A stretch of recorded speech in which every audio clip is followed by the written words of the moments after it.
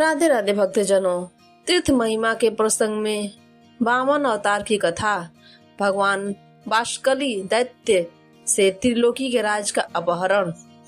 भीष्म जी ने कहा, ब्राह्मण, अब मैं तीर्थों का अद्भुत महात्मा सुनाना चाहता हूँ, जिसे सुनकर मनुष्य संसार बंधन से मुक्त हो जाता है। आप विस्तार के साथ उसका वर्णन करो।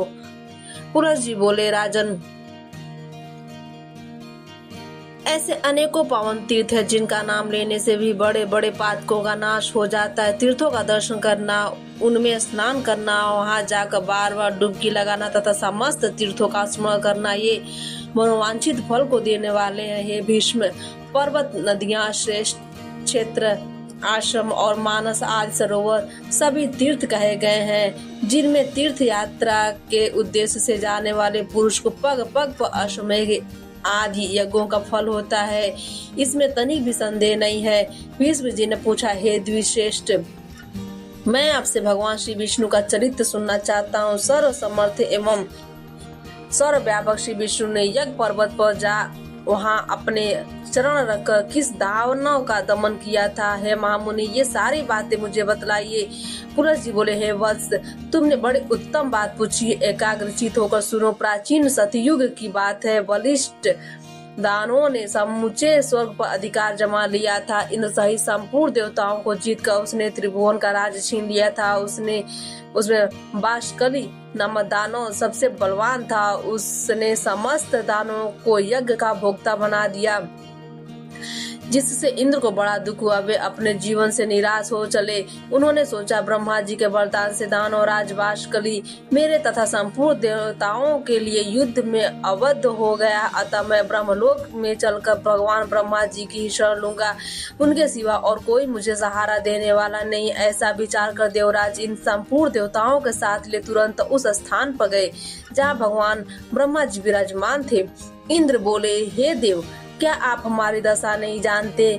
अब हमारा जीवन कैसा रहेगा? हे प्रभु, आपके वरदान से दैत्यों ने हमारा सर्वस्व छीन लिया है। मैं दुरात्मा बाष्कली की सारी करतूतें पहले ही आपको बता चुका हूँ। हे पितामह, आप ही हमारे पिता हैं। हमारी रक्षा के लिए शीघ्र ही कोई उपाय कीजिए। संसार से वेद पाठ और यज्ञ आदि उठ गए हैं। उत्सव और मंगल की बातें जारी रही। सबने अध्ययन करना छोड़ दिया। दंड नीति भी उड़ा दी गई। इन सब कारणों से संसार के प्राणी किसी तरह सांस मात्र ले रहे हैं। जगत पीड़ाग्रस्त तो था ही, अब और भी कष्टतर दशा को पहुंच गया है। इतने समय में हम लोगों को बड़ी ग्लानि उठानी पड़ी है। ब्रह्मा जी ने कहा, हे देवराज, मैं जानता हूँ बाष्कली बड़ा नीच और वरदान पाकर घमंड से भर गया है। यद्यपि तुम लोगों के लिए वह अजय है, तथापि मैं समझता हूँ भगवान श्री विष्णु उसे अवश्य ठीक कर देंगे। पुलह जी कहते हैं, उसमें ब्रह्मा जी समाधि में स्थित हो गए। उनके चिंतन करने पर ध्यान मात्र से चतुर्भुज भगवान श्री विष्णु थोड़े ही समय में सबके देखते देखते वहां आ पहुंचे। भगवान श्री विष्णु बोले, हे ब्राह्मण, इस ध्यान को छोड़ो। जिसके लिए तुम ध्यान करते हो वही मैं सच्चा तुम्हारे पास आ गया हूँ। ब्रह्मा जी ने कहा, हे स्वामी ने यहाँ आकर मुझे दर्शन दिया, यह बहुत बड़ी कृपा हुई। जगत के लिए जगदीश्वर को इतनी चिंता है, उतनी ही किसी को हो सकती है। मेरी उत्पत्ति भी आपने जगत के लिए ही की थी और जगत की ही दशा है, अतः उसके लिए भगवान का यह शुभागमन वास्तव में कोई आश्चर्य की बात नहीं है। प्रभु, विश्व के पालन का कार्य आपके ही अधीन है। इस इंद्र का राज बाष्कली ने छीन लिया है। चराचर प्राणियों के सहित त्रिलोकी को अपने अधिकार में कर लिया है। हे केशव, अब आप ही सलाह देकर अपने इस सेवक की सहायता कीजिए। भगवान श्री वासुदेव ने कहा, हे ब्राह्मण, तुम्हारे वरदान से वह दानव इसमें अवध है, तथापि उसे बुद्धि के द्वारा बंधन में डालकर परास्त किया जा सकता है। मैं दानवों का विनाश करने के लिए वामन रूप धारण करूंगा। ये इंद्र मेरे साथ बाष्कली के घर चले और वहां पहुंचकर मेरे लिए इस प्रकार वर की याचना करे। राजन, इस बौने ब्राह्मण के लिए 3 पग भूमि का दान दीजिए। महाभाग, इनके लिए मैं आपसे याचना करता हूँ। ऐसा कहकर वह दानव राज अपना प्राण तक दे सकता है। हे पितामह, उस दानव राज दानों का दान स्वीकार करके पहले उसे राज से वंचित करूंगा, फिर उसे बांध कर पाताल का निवासी बनाऊंगा। योग का भगवान श्री विष्णु अंतर्धान हो गए। तदंतर कार्य साधन के अनुकूल समय आने पर संपूर्ण प्राणियों पर दया करने वाले देवादित्य भगवान ने देवताओं का हित करने के लिए अदिति का पुत्र होने का विचार किया। भगवान ने जिस दिन गर्भ में प्रवेश किया उस दिन स्वच्छ वायु बहने लगी। संपूर्ण प्राणी बिना किसी उपद्रव के अपने अपने इच्छित पदार्थ प्राप्त करने लगे। वृक्षों से फूलों की वर्षा होने समस्त दिशा निर्मल हो गई तथा सभी मनुष्य सत्यपरायण हो गए। देवी अदिति ने 1000 दिव्य वर्षों तक भगवान को गर्भ में धारण किया। इसके बाद वे भूत भावन प्रभु वामन रूप में प्रकट हुए। उनके अवतार लेते ही नदियों का स्वच्छ जल हो गया, वह सुगंध बिखरने लगी। उस तेजस्वी पुत्र के प्रकट होने से महर्षि कश्यप को भी बड़ा आनंद हुआ। तीनों त्रिलोक में निवास करने वाले समस्त प्राणियों के मन में अपूर्व उत्साह भर गया। भगवान जनार्दन का प्रादुर्भाव होते ही स्वर्ग लोक में नगारे बज उठे। अत्यंत हर्षोल्लास के कारण त्रिलोकी के मोह और दुख नष्ट हो गए। गंधर्वों ने अत्यंत उच्च स्वर से संगीत आरंभ किया। कोई ऊंचे स्वर से भगवान की जय जयकार करने लगे, कोई अत्यंत हर्ष से भरकर जोर जोर से गर्जना करते हुए बारंबार भगवान को साधुवाद देने लगे तथा कुछ लोग जन्म भय, बुढ़ापा और मृत्यु से छुटकारा पाने के लिए उनका ध्यान करने लगे। इस प्रकार यह संपूर्ण जगत सब ओर से अत्यंत प्रसन्न हो उठा। देवता लोग मन ही मन विचार करने लगे, ये साक्षात परमात्मा श्री विष्णु ब्रह्मा जी के अनुरोध से जगत की रक्षा के लिए इन जगदीश्वर ने यह छोटा सा शरीर धारण किया है। यही ब्रह्मा, यही विष्णु और यही महेश्वर है। देवता यज्ञ और स्वर्ग सब कुछ यही है, इसमें तनी भी संदेह नहीं है। संपूर्ण चराचर जगत भगवान श्री विष्णु में व्याप्त है। ये एक होते हुए भी पृथक शरीर धारण करके ब्रह्मा के नाम से विख्यात है। जिस प्रकार बहुत से रंगों वाली वस्तुएं का सानिध्य होने पर स्फटिक मणि विचित्र सी प्रतीत होती है, वैसे ही मायामय गुणों के संसर्ग से स्वयंभू परमात्मा की नाना रूपों से प्रतीत होती है। जैसे एक ही गार्हपत्य अग्नि, दक्षिणाग्नि तथा आहवन अग्नि आदि भिन्न भिन्न संज्ञाओं को प्राप्त होती, उसी प्रकार ये एक ही श्री विष्णु ब्रह्मा आदि अनेक नाम और रूपों में उपलब्ध होते हैं। ये भगवान सब तरह से देवताओं का कार्य सिद्ध करेंगे। शुद्ध चित्त वाले देवगण जब इस प्रकार सोच रहे थे, उसी समय भगवान वामन इंद्र के साथ बाष्कली के घर गए। उन्होंने दूसरी बाष्कली की नगरी को देखा जो पट पर कोटे से घिरी थी। सब प्रकार के रत्नों से सजे हुए ऊंचे ऊंचे सफेद महल जो आकाशचारी प्राणियों के लिए भी अगम्य है, उस पुरी की शोभा बढ़ा रहे थे। नगर की सड़कें बड़ी ही सुंदर क्रमबद्ध बनाई गई थी।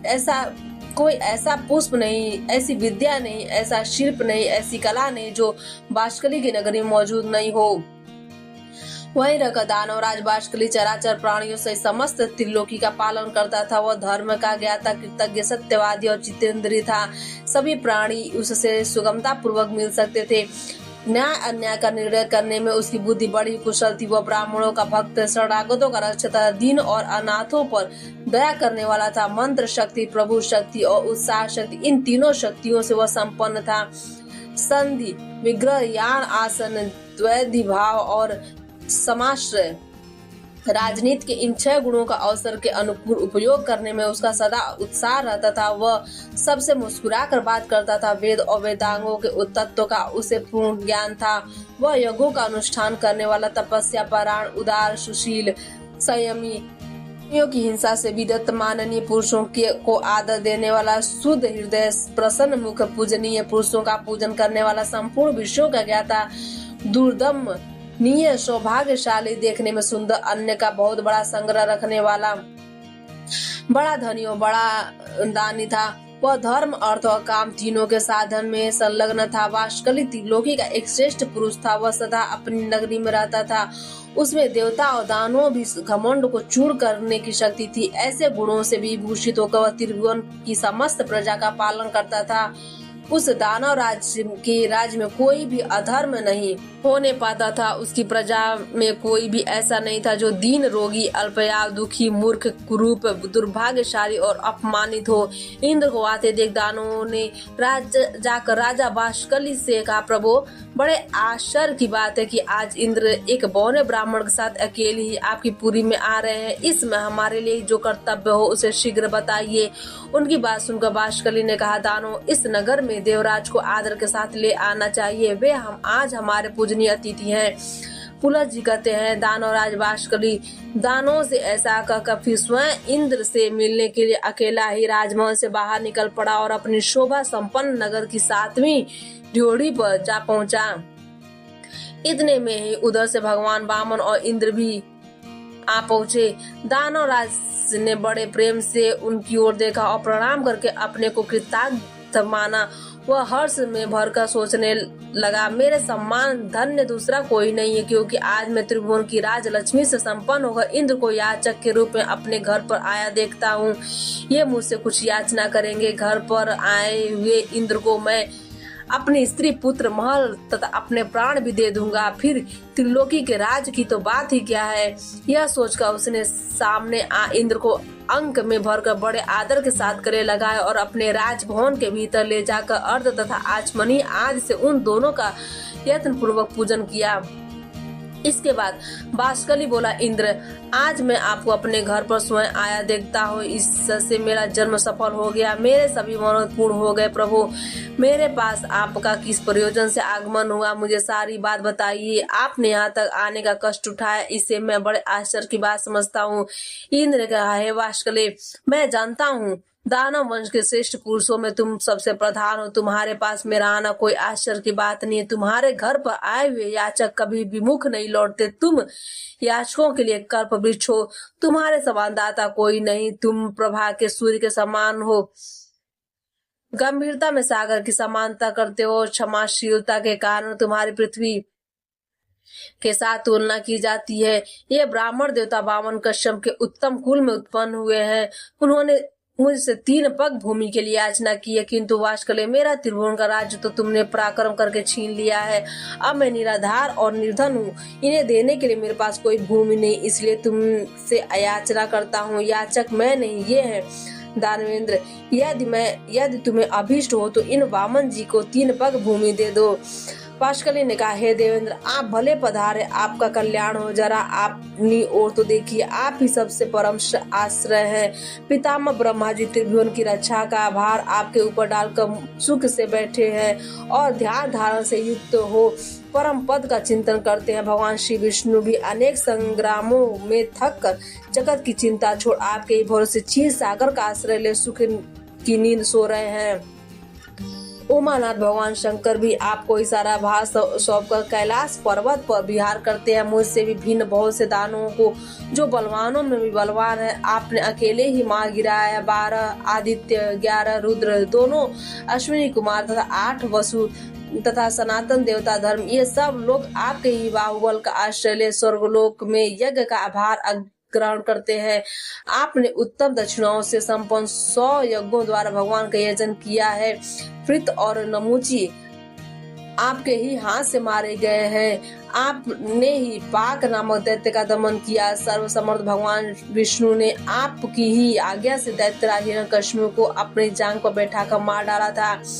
आप ऐरावत के मस्तक पर बैठकर वज्र हाथ में लिए जब संग्राम भूमि में आते हैं, उसमें आपको देखते ही सब दानव भाग जाते हैं। पूर्व काल में आपने बड़े बड़े बलिष्ठ दानवों को विजय पाई है। हे देवराज, ऐसे प्रभावशाली हैं, आपके सामने मेरी क्या गिनती हो सकती है। आपने मेरा उद्धार करने की इच्छा से ही यहाँ पदार्पण किया है। निस्संदेह मैं आपकी आज्ञा का पालन करूंगा। मैं निश्चय पूर्वक कहता हूँ, आपके लिए अपने प्राण भी दे दूंगा। देवेश्वर, आपने मुझसे इतनी सी भूमि की बात क्यों कही। यह स्त्री, पुत्र, गौएं तथा और जो कुछ भी धन मेरे पास है वह सब एवं त्रिलोकी का सारा राज इन ब्राह्मण देवता को दे दीजिए। आप ऐसा करके मुझ पर तथा मेरे पूर्वजों पर कृपा करेंगे, इसमें तनी भी संशय नहीं है, क्योंकि भावी प्रजा कहेगी, पूर्व काल में राजा बाष्कली ने अपने घर पर आए हुए इंद्र को त्रिलोकी का राज्य दे दिया। आप ही क्यों, दूसरा भी कोई याचक यदि मेरे पास आए तो सदा ही मुझे अत्यंत प्रिय होगा। आप तो उन सब से मेरे लिए सब विशेष आदरणीय है। अतः आपको कुछ भी देने में मुझे कोई विचार नहीं करना है। परंतु देवराज, मुझे इस बात में बड़ी लज्जा हो रही है कि इन ब्राह्मण देवता के विशेष प्रार्थना करने पर आप मुझे 3 ही पग भूमि मांग रहे हैं। मैं इन्हें अच्छे अच्छे गाँव दूंगा और आपको स्वर्ग का राज्य अर्पण कर दूंगा। वामन जी को स्त्री और भूमि दोनों दान करूंगा। आप मुझ पर कृपा करके यह बात स्वीकार करें। पुलह जी कहते हैं, राजन, दानव राज वाशकली के ऐसा कहने पर उसके पुरोहित शुक्राचार्य ने उससे कहा, महाराज, तुम्हें उचित अनुचित का बिल्कुल ज्ञान नहीं है, किसको कब क्या देना चाहिए, इस बात से तुम अनभिज्ञ हो। अतः मंत्रियों के साथ भलीभांत विचार करके युक्तायुक्त का निर्णय करने के पश्चात तुम्हें कोई कार्य करना चाहिए। तुमने इंद्र सहित देवताओं को जीतकर त्रिलोकी का राज्य प्राप्त किया है। अपने वचन को पूरा करते ही तुम बंधन में पड़ जाओगे। राजन, ये जो वामन है, इन्हें साक्षात सनातन विष्णु ही समझो। इनके लिए तुम्हें कुछ नहीं देना चाहिए, क्योंकि इन्होंने ही तो पहले तुम्हारे वंश का उच्छेद कराया है और आगे भी करेंगे। उन्होंने माया से दानवों को परास्त किया और माया से इस समय बौने ब्राह्मण का रूप बनाकर तुम्हें दर्शन दिया है। अतः अब बहुत कहने की क्या आवश्यकता है। इन्हें कुछ न दो, 3 पग तो बहुत है। मक्खी के पैर के बराबर भी भूमि देना न स्वीकार करो। यदि मेरी बात नहीं मानोगे तो शीघ्र तुम्हारा नाश हो जाएगा। यह मैं तुम्हें सच्ची बात कह रहा हूँ। वाशकली ने कहा, गुरुदेव, मैंने धर्म की इच्छा से इन्हें सब कुछ देने की प्रतिज्ञा कर ली। प्रतिज्ञा का पालन अवश्य करना चाहिए। यह सत्य पुरुषों को सनातन धर्म है। यदि ये भगवान विष्णु है और मुझसे दान लेकर देवताओं को समृद्धशाली बनाना चाहते हैं, तब तो मेरे समान धन्य दूसरा कोई नहीं होगा। ध्यान परायण योगी निरंतर ध्यान करते रहने पर भी जिनका दर्शन जल्दी नहीं पाते, उन्होंने यदि मुझे दर्शन दिया है, तब तो इन देवेश्वर ने मुझे और भी धन्य बना दिया।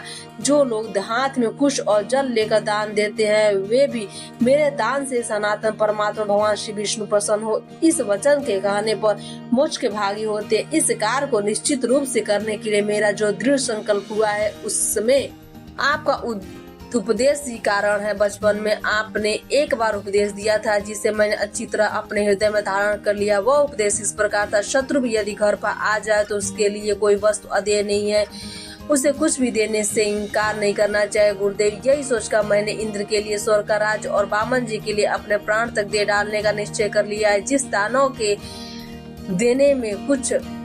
जिस दान के देने में कुछ भी कष्ट नहीं होता, ऐसा दान तो संसार में सभी लोग देते हैं। यह सुनकर गुरुजी ने लज्जा से अपना मुंह नीचा कर लिया। वह वाशकली ने इंद्र से कहा, देव, आपके मांगने पर मैं सारी पृथ्वी दे सकता हूँ। यदि इन्हें 3 ही पग भूमि देनी ही पड़ी तो यह मेरे लिए लज्जा की बात होगी। इंद्र ने कहा, दानवराज, तुम्हारा कहना सत्य है, किंतु इन ब्राह्मण देवता ने मुझसे 3 ही पग भूमि की याचना की है। इनको इतनी भूमि की आवश्यकता है। मैंने भी इन्हीं के लिए तुमसे याचना की, अतः इन्हें यही वर प्रदान करो। वाशकली ने कहा, देवराज, आप वामन को मेरी ओर से 3 पग भूमि दे दीजिए और आप भी चिरकाल तक वहाँ सुख से निवास कीजिए। पुलह जी कहते हैं, यह कहकर वाशकली ने हाथ में जल ले, साक्षात श्री हरि मुझ पर प्रसन्न हो, ऐसा कहते हुए वामन जी को 3 पग भूमि दे दी। दानव राज के दान करते ही श्री हरि ने वामन रूप त्याग दिया और देवताओं के हित करने की इच्छा संपूर्ण लोगों को नाप लिया। वे यज्ञ पर्वत पहुंचकर उत्तर की और मुंह करके खड़े हो गए। उस समय दानव लोग भगवान के बाएं चरण के नीचे आ गए। तब जगदीश्वर ने पहला पग सूर्य लोक में रखा और दूसरा धूलोक में। फिर अद्भुत कर्म करने वाले भगवान ने तीसरे पग से ब्रह्मांड पर आघात किया। उनके अंगूठे के अग्रभाग से लगकर ब्रह्मांड का टाह फूट गया, जिससे बहुत सा जल बाहर निकला। उसे भगवान श्री विष्णु के चरण से प्रकट होने वाली वैष्णवी नदी गंगा कहते हैं। गंगा जी अनेक कारणवश भगवान श्री विष्णु के चरणों से प्रकट हुई है। उनके द्वारा चराचर प्राणियों सहित समस्त त्रिलोकी व्याप्त है।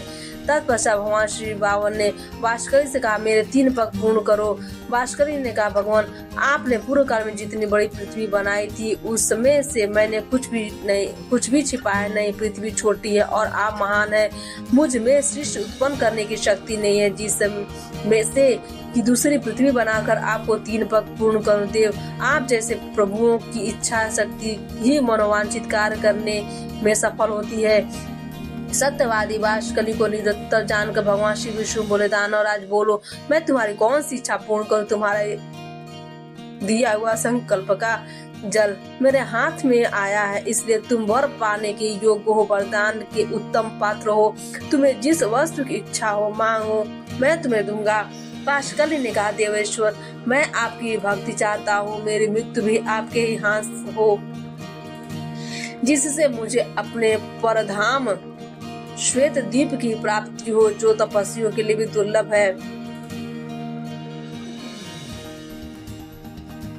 पुलह जी कहते हैं, वास्कली के ऐसा कहने पर भगवान श्री विष्णु ने कहा, तुम एक कल्प तक ठहरे रहो, जिस समय वराह रूप धारण करके मैं रसातल में प्रवेश करूंगा, उसी समय तुम्हारा वध करूंगा, इससे तुम मेरे रूप में लीन हो जाओगे। भगवान के ऐसा वचन सुनकर वह दानव उनके सामने से चला गया। भगवान भी उससे त्रिलोकी का राज छीन कर अंतर ध्यान हो गए। वास्कली पाताल लोक का निवासियों का सुखपूर्वक रहने लगा। बुद्धिमान इंद्र तीनों लोगों का पालन करने लगे। यह जगत गुरु भगवान श्री विष्णु के वामन अवतार का वर्णन है।